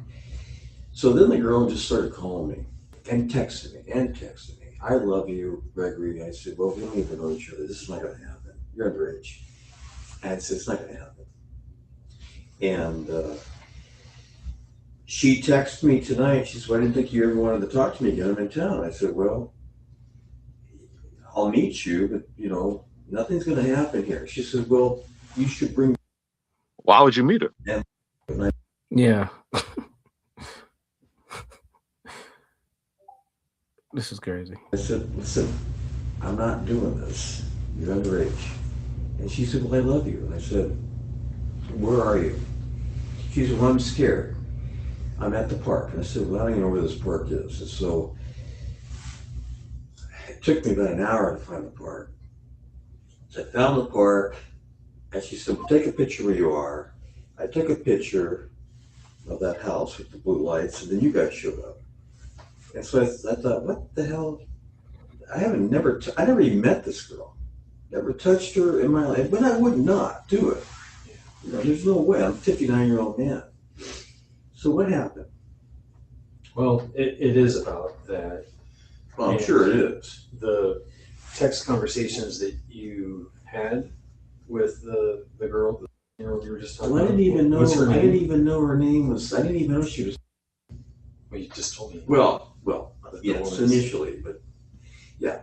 The gal on the beach said her 15-year-old. So I've seen those text messages. Not every single one of them, but enough of them. Sure. There's actually some. No, that's fine. That's cool.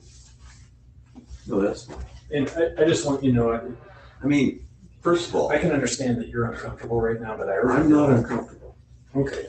So I just want you to know that I know how the conversation went. I mean, you were talking about her giving you right here. No, I understand. You say understand. And you put that all caps. Wow. Not appropriate. I know. So he just lied. He clearly, he told a whole lie.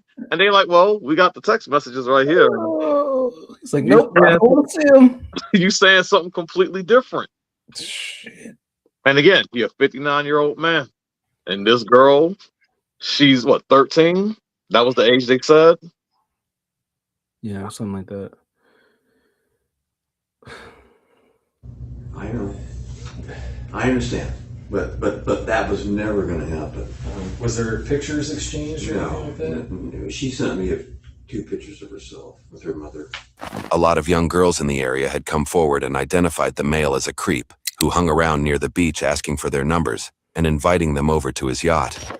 What about when you told her that you guys were girlfriend and boyfriend? Well, I said, you know, I said, we're friends, boyfriend, girlfriend. I mean, but I'm not going to date you. You know, we're not going to do this. It's not going to happen. It's not appropriate. Okay. It might be appropriate in Asia or China or Philippines, but it's not recognized in this country. And I said, I'm not going there. I said, you call me when you're. That's the last text I sent her. So I'm just going to read some of these texts here, okay? You would text, I want to make beautiful love to you. Wow. Your face, holding your beautiful hands. Well, when she's not today. This dude. Yikes.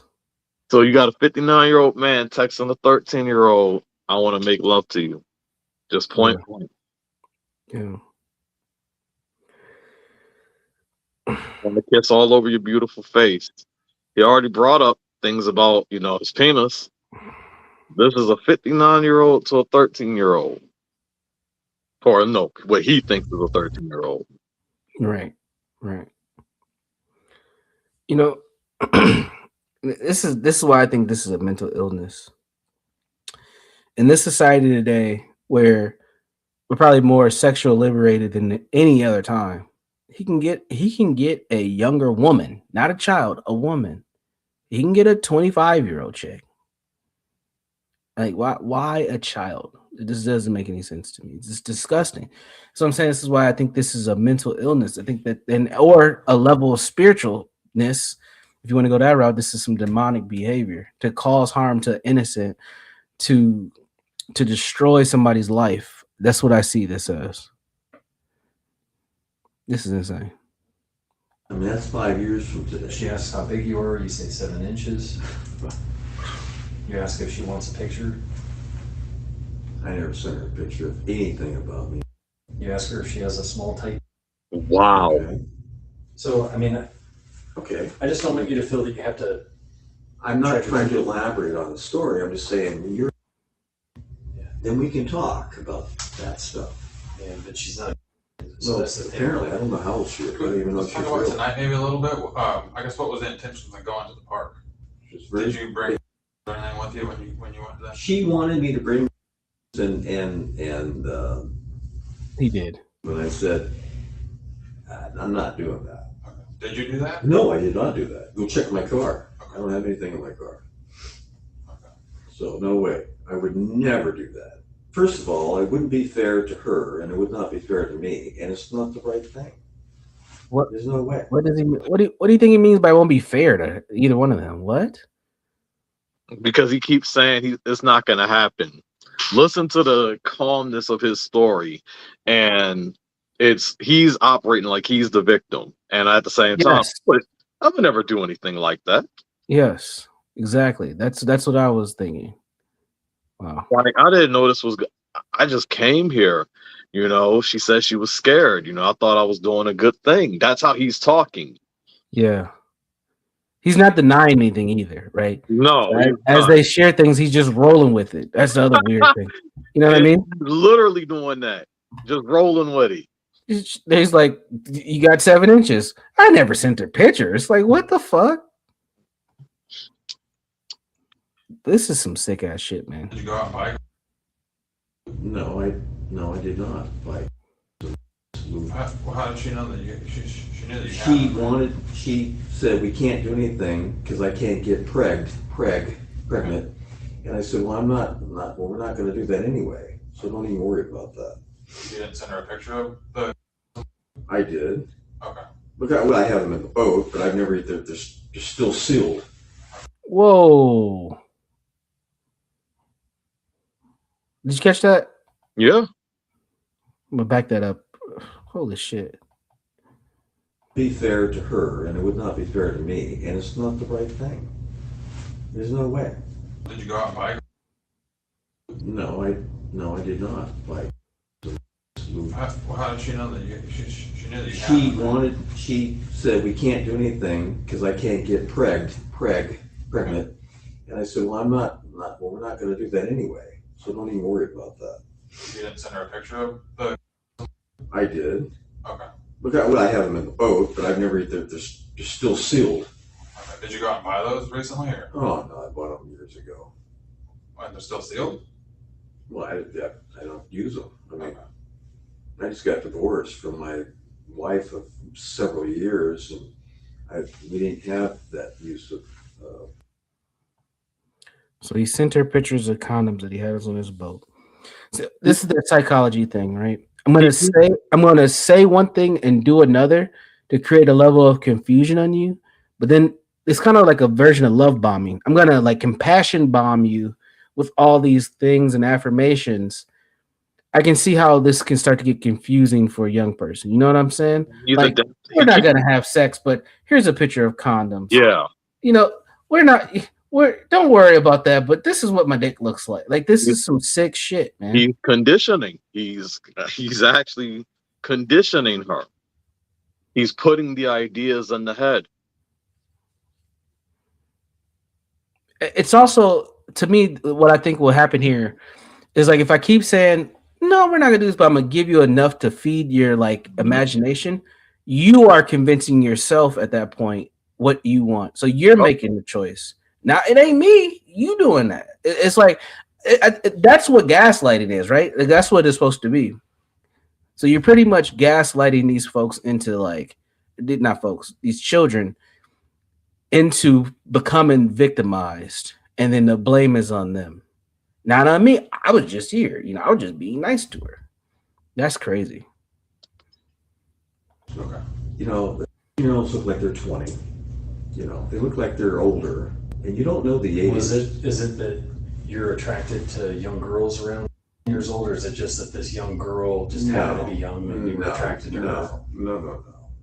So you were just attracted to this girl, she just happened to be young, but it wasn't. She was just friendly to me. She was every day. She would, honey, I love you, and baby, and. Contrary to his statements, it was always the male who initiated the conversation with the undercover officer. often discussing his fantasies. So how come you put a blanket in the backseat of your car? To cover the leather, because I don't want the sun baking it. Okay, but you're going to meet a girl at a park. See what that looks like? That doesn't have anything to do with it. I've had that blanket in there for, I bought that car in 2000. You just put that blanket in there. No, it's been in there for years. Years. I covered the seats, so I don't want the seats. What if I told you I walked by your car earlier today and that blanket was not there? Well, shit. Yes, when I'm driving down the road, sometimes The I open up dude keeps the sunroof adapting of the his window. story.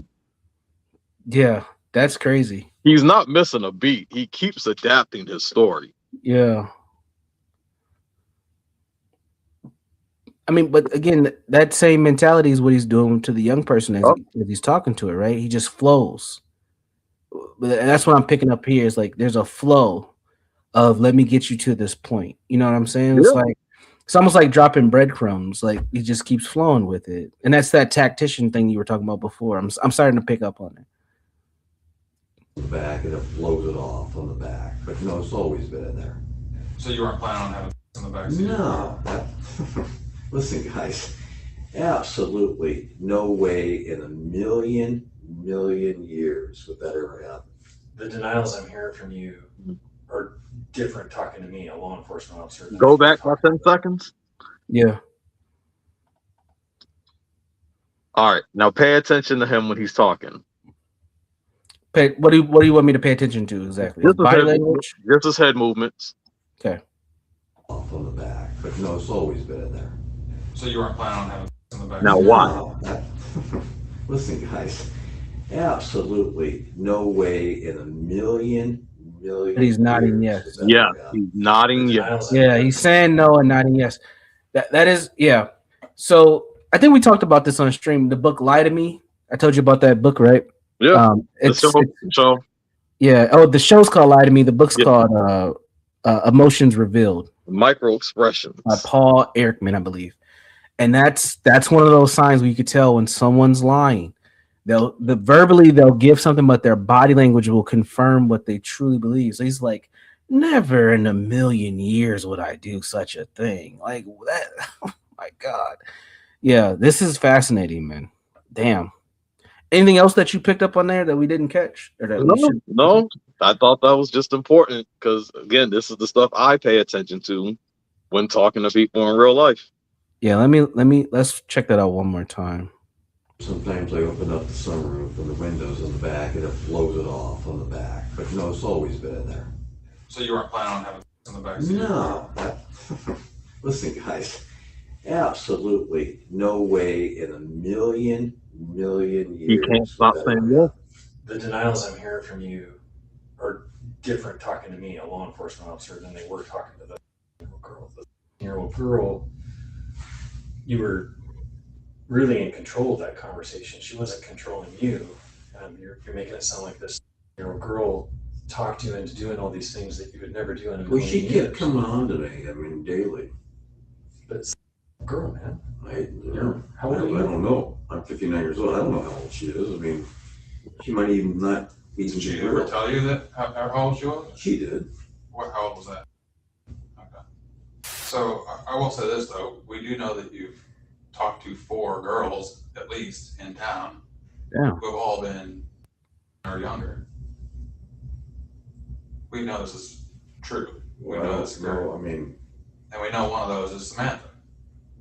Yeah, she's okay. Right. So why are you going up to these year-old Well, I girls? don't. Again, Talking to these. I don't know. Hold on, let me just the age. I don't know what they. You know, they like I said, they look 5 years older than they're supposed to be. Well, I understand, but why? But you know, that's pretty young, right? You're 60-ish. I'm 34, right? I mean, I'm 59. Okay, you're 59. I'm 34. Not 68. Yeah, you know, I mean, I do understand that. Not trying to manipulate. You know, look. Yes. But why aren't you talking with people more your age? Well, I do all the time. But you know, in Port Townsend, what I've learned as a single guy, there's widowers, coupled up people, a lot of lesbians, and married people, and a lot of young girls. And that's all I know. And so, It's anywhere. you know, I'm communicative. I'm friendly. What does that mean? I meet people all the time, especially on the beach. So back to, real quick, back to the age thing. Some of these girls that you talked to, I mean, they told you they were. no, they never did. Not. So they never told you. I never asked their age. No. The male was also subject to a DUI investigation, as he was visibly drunk when the officers had picked him up at the park. I don't know much about your situation that you got going on here with these guys, but it sounds like you were drinking when you were taken into custody. So now that you're here, obviously, if you're drinking and driving, that's an issue too that needs to be I had addressed. So. I had pizza, a couple glasses of wine. Okay, how long ago was that? It was hours ago. Okay, looks like your eyes are pretty. I'm tired. Red. Yeah, I'm tired. Okay, all right. It's almost 1 a.m, so I normally go to bed at 10. And blow. Keep going. Keep going. Keep going. Keep going. There you go. Only a couple glasses of wine. 0.177. No. Yeah, about twice what the legal limit is. Okay. Yeah. Must have been big glasses of wine. Damn. Have you May have been 3. The 59-year-old. That was after the interrogation, which that was after the interrogation. He was fucked up. Male was charged with attempted child molestation in the 2nd degree and 2 counts of felony communications with a minor for immoral purposes. He pled guilty to the charges and faces a standard range of 42 to 56 months in prison, as well as requirement to register as a sex offender. YouTube thinks you'll love the video on screen. Click to watch now. So that's what? That's about 6 years max. He'll probably do maybe 3 to 4. Yeah. Plus be registered as a sex offender. Damn. Wow. Any thoughts on that? My fucking head started to hurt, bro. We done damn near did 2 hours of this shit. I got You got to see his body language. You got to see how easy it was for him to just flow from story to story. No matter how much he got caught in his lie, he just kept it going. Yeah. And you can see how tactful he was, how tactical he was in trying to talk, even trying to cause confusion and disruption. Mm-hmm. Now, Ken, they already had all the evidence, so he was never winning this situation. But if this is how he's just talking in general, imagine how he's talking to the children. But he got the text that showed how he's talking to the children. And this is why we say to keep an eye out for who your kids are talking to. Or keep an eye on to the people that you're talking to. Because they could be the salon right across the street. Wow. These people are coming in with drugs, as we've been seeing in this episode. And they're drugging the kids. Yeah. Wow. Do you want to answer this question from Napstar? It says, so does do these people deserve restorative practices, or do we leave it to the justice system to let them rot? Any thoughts on that? I mean, you can't restore them. I don't think you can. I mean, this is what they are attracted to. This is what they're mentally fixated on. You had the one dude in the video talking about he was, trying to show proof that people can change, but he's not changing. There's a reason he's still on the watch list. He's not changing. The fact that he can so calmly tell you how his methods are, these people hide in plain sight. Yeah. There's no changing them. Now, the justice system can only do so much with what they have. Unfortunately, if you are corrupt in the system, then you are part of the problem. But there are a lot of people that are trying to stop this situation from escalating and trying to prevent the situation. But you can't restore them. You can't change them. Damn.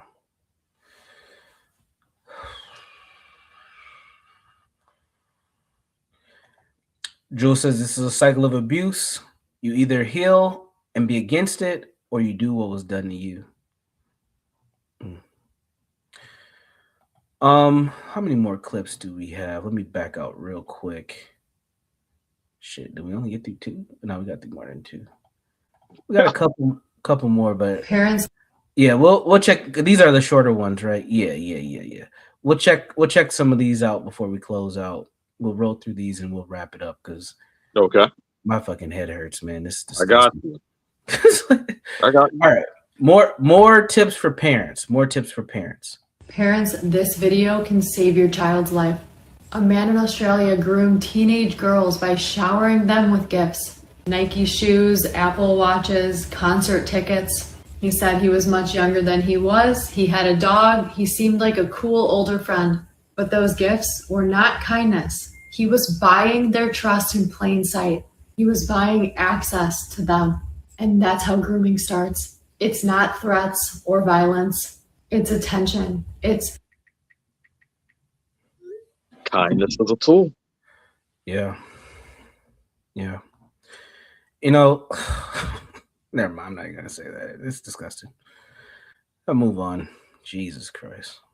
All right, let's just have this uncomfortable conversation. It's about children being predators to children. Did not realize how dangerous it was until my children were older. A kid in the neighborhood wasn't just a predator. He was this is what he was to other boys. I knew his family, liked his family. The lady who drove the school bus in our neighborhood, she parked the bus in front of my house and came to my door. Very nice lady. And she came to my door in tears because she had heard Preddy talking to another boy, telling him about how when they were going to have like some type of schools, like summer camp, how to use Vaseline and how to other boys in the middle of the night, literally. So that bus driver was shook. We both work for school systems. I reported it, and I told her she needed to report it as well. This was serious. He was an 11-year-old. Children hurt other children. Do not underestimate the harm that another child can do with your children. Wow. Any thoughts on that? We don't hear about children preying on other children. We don't, and it's something else I've been vocal about because I've seen it happen. I've had to help heal somebody from this happening, and it is a conversation. It's a conversation, you know, when you hear in the manosphere or, you know, when they talk about the relationship dynamics and they're like telling you, you shouldn't date people. Like if you're a single person, don't date someone who got kids. Only people with kids should date other people with kids. And I'm sitting here like, but I've seen the negatives of that also because kids don't have loyalty to the other kids. Sure. And I've watched a 9-year-old try to touch my 6-year-old sister because there's no loyalty there. Damn.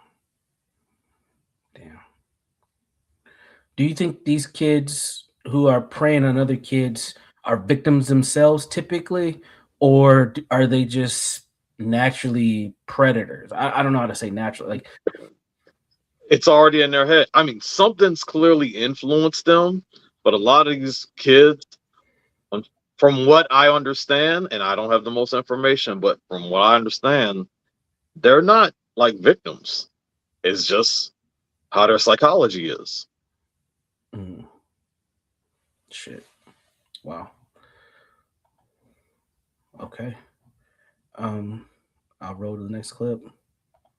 The number one place that children are recruited online is Facebook, Snapchat, and then Instagram. That's the top 3 in order. We filmed it on our phones with a fake account, 14-year-old female. And when we start accepting one account, one guy, one 51-year-old male, as soon as you hit accept, not only is he inboxing you like, hey, babe, 5 more are being pushed, enabling the same profile, which here's what the profile looks like. By the way, parents, if you're curious, go under your kids' followers and start looking at them. Here's some identifiers. No one's following them. No one, or 7 people are, but they're following 2,500. And then you look at the people they're following. Now they're following your child too. That'll give you an idea of the type of people they're looking for.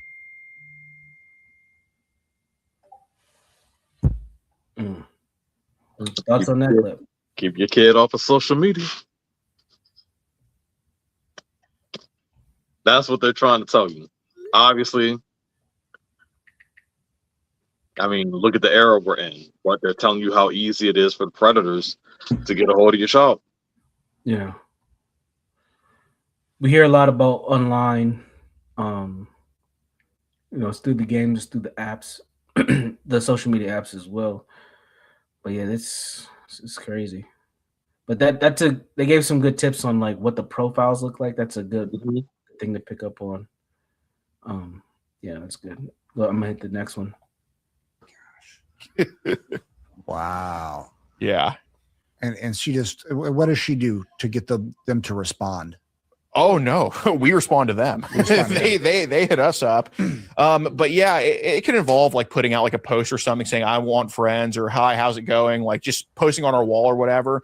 But oftentimes, I mean, we go to our inbox, it's just friend request, friend request, friend request, friend request.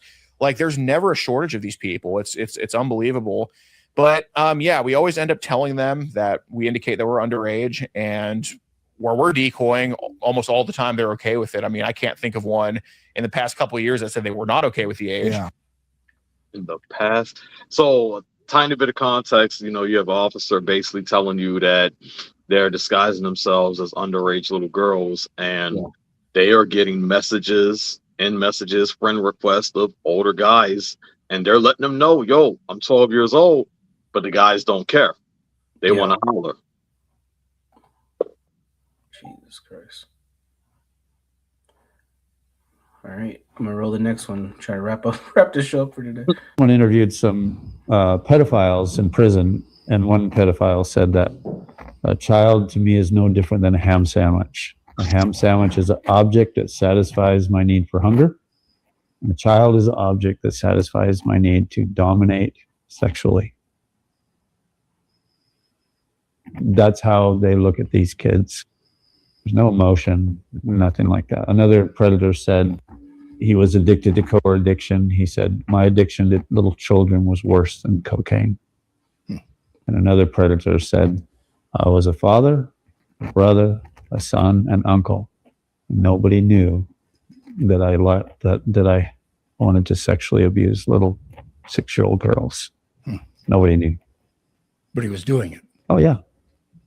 Yeah. They love what they do. They're addicted to what they do. And by and large, as far as I can tell, they never change. See, that's what we talked about. The never change piece.